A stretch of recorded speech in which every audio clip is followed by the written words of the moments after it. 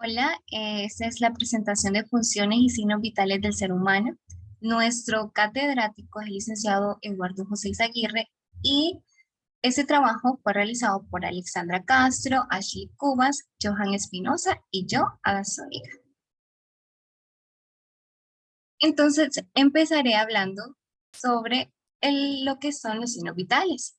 Entonces, estos son los signos de vida, porque representan las funciones fisiológicas y vitales de las personas. Y estos son la temperatura, la respiración, el pulso, la tensión arterial y pues la valoración de lo que son esos parámetros permite evaluar lo que es el estado de salud del paciente, así como detectar lo que son los cambios y modificaciones que indiquen alguna alteración real o potencial en lo que es el estado de salud de la persona.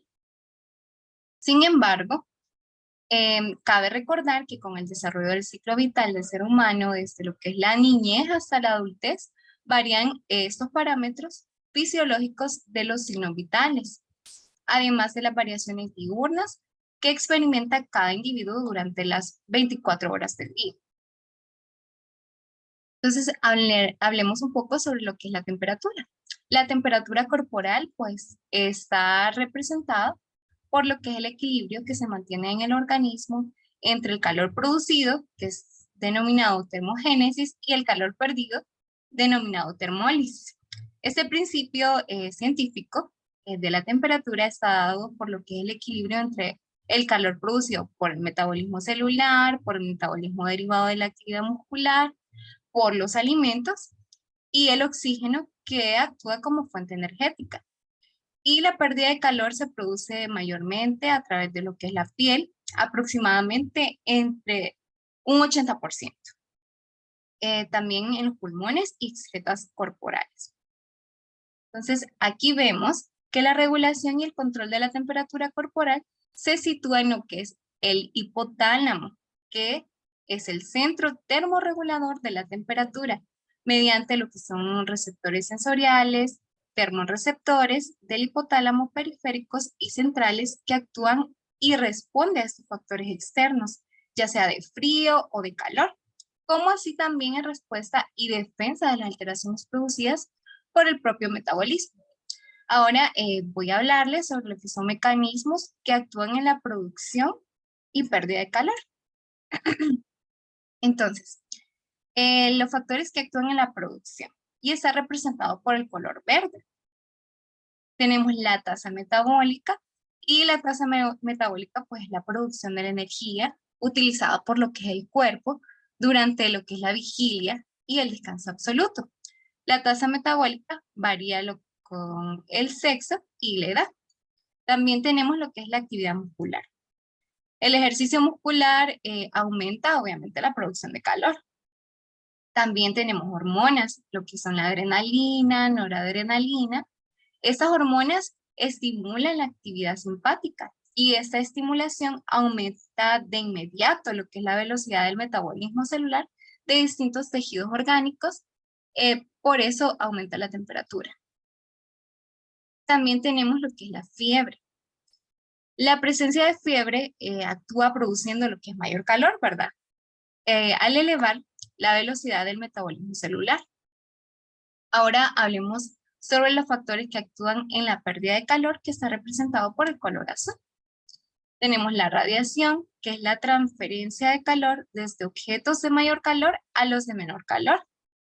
También está la conducción, que es la transferencia de calor por contacto directo de un objeto de mayor calor a otro de menor calor. Como por ejemplo, si una persona desnuda viene y se sienta en una silla por primera vez, se produce de forma inmediata lo que es la conducción de calor desde el cuerpo hacia la silla, hasta igualar lo que es la temperatura corporal. También tenemos la convección, que es la transferencia de calor que se hace por circulación de moléculas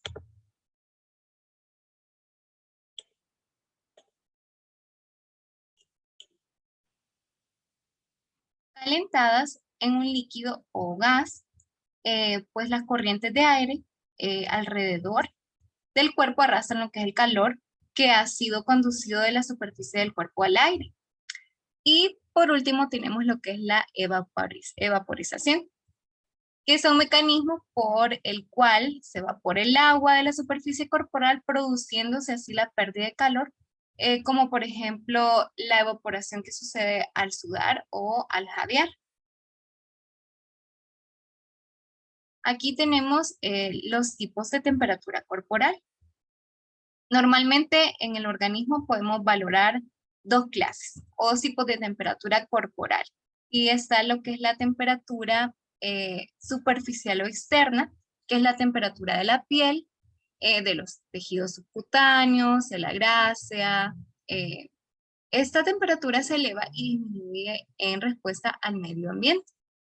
También está lo que es la temperatura interna.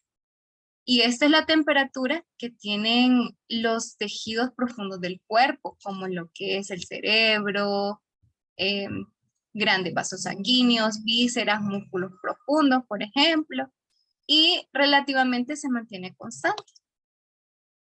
Pues también hay factores que modifican la temperatura corporal, y esos son la edad.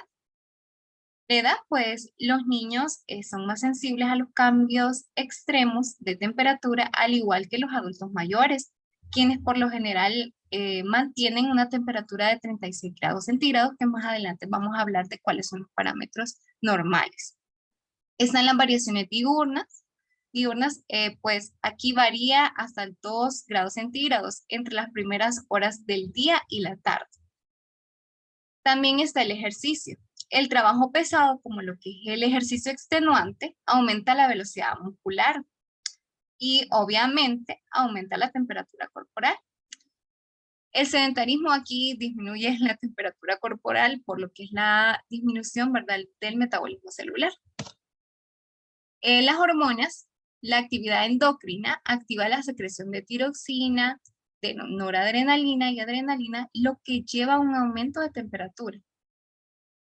El estrés produce lo que es una estimulación del sistema nervioso simpático y aumenta la actividad glandular, lo que incrementa lo que es la actividad metabólica produciendo mayor calor. También está el ambiente, que es algo muy importante. Aquí la temperatura ambiental extrema afecta en verdad a los sistemas que regulan la temperatura corporal. Entonces la exposición de altas temperaturas puede elevar el calor del cuerpo por medio de lo que es radiación, convección y conducción, que hablamos anteriormente, y la exposición a bajas temperaturas ambientales hace que descienda la temperatura corporal. También está lo que es la alimentación. Aquí vemos que la ingesta de alimentos de alto valor calórico, como son las proteínas y las grasas, aumentan las temperaturas. Y el ayuno pues lleva a un descenso de la temperatura, o sea, lo contrario. También están los procesos patológicos, como son las infecciones. Entonces, también en lo que es el hipertiroidismo, que aumenta la temperatura, el hipotiroidismo y enfermedades como insuficiencias cardíacas, que disminuyen la temperatura corporal. ¿Cómo sabemos, verdad, la valoración de la temperatura corporal?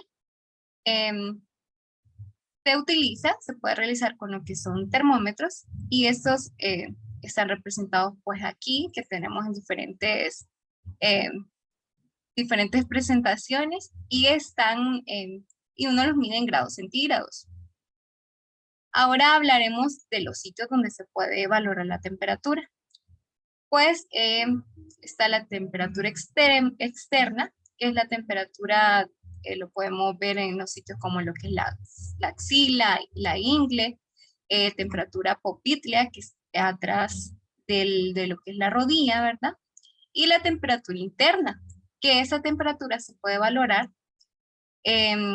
a nivel oral, bucal, timpánico, rectal y vaginal. Ahora, los valores promedios de temperatura corporal normal, dependiendo del sitio donde se toma. Está la temperatura axilar, que es de 36 a 37 grados centígrados, la temperatura inguinal de 36 a 37 grados centígrados, temperatura oral o bucal de 37.5 a 38 grados centígrados, y temperatura rectal de 37.5 a 38 grados centígrados. También está lo que es la temperatura diferencial, y aquí vamos a ver que la temperatura interna y la temperatura externa varía en 1 grado centígrado aproximadamente. La temperatura corporal en un adulto sano oscila entre 36 a 37 grados centígrados, lo que se denomina normotermia, lo que determina que la temperatura corporal pues se encuentra dentro de los rangos o parámetros fisiológicos normales. Ahora hablemos un poquito sobre lo que son las alteraciones de la temperatura. A febril, pues aquí se refiere que no tiene fiebre. La temperatura no sobrepasa 37 grados centígrados. Febrícola, pues la febrícula, la temperatura se encuentra en 37.5 grados centígrados. Febril, la temperatura puede estar en 38 grados centígrados o más. Hipertermia, que es el riesgo de mantener una temperatura sostenida por arriba de los 37.8 grados centígrados con el método bucal, o que se mantenga por arriba de los 38 grados centígrados por el método rectal. Y por último, pues tenemos la hipotermia, que es el riesgo de mantener lo que es la temperatura corporal por debajo de los 35 grados centígrados con el método bucal.